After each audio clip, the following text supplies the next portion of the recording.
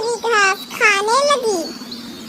बकरी रोज रोज जंगल में आता और हरी भरी घास खाती रहती थी।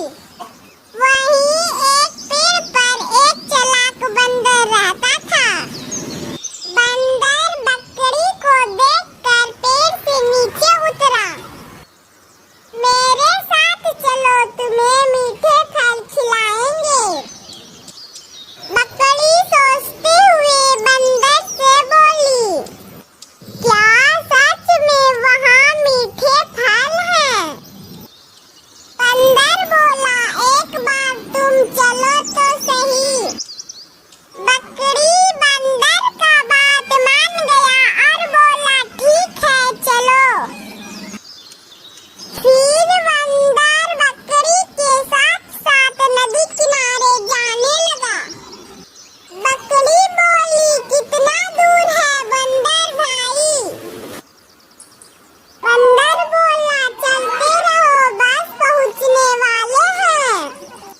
बकरी बोली, मैं थक गई हूँ, मुझसे चला नहीं जा रहा है। बंदर बोला, कुछ ही देर में हम लोग पहुँच जाएंगे। चलते चलते दोनों नदी किनारे पहुँचा। बंदर बोला, देखो बकरी बहन, नदी में देखो कितना सारा फल है। नदी बहुत गहरा था और बकरी को तैरना नहीं आता था।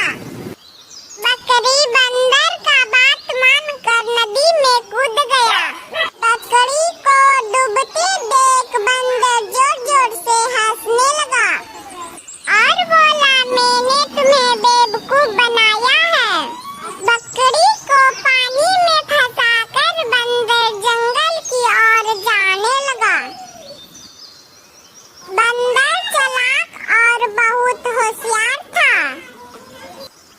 दूसरे को हानि पहुंचाकर बंदर को बहुत मजा आता था। बकरी जैसे तैसे पानी से जान बचाकर बाहर निकला और सोचने लगी, बंदर ने मुझे धोखा दिया है।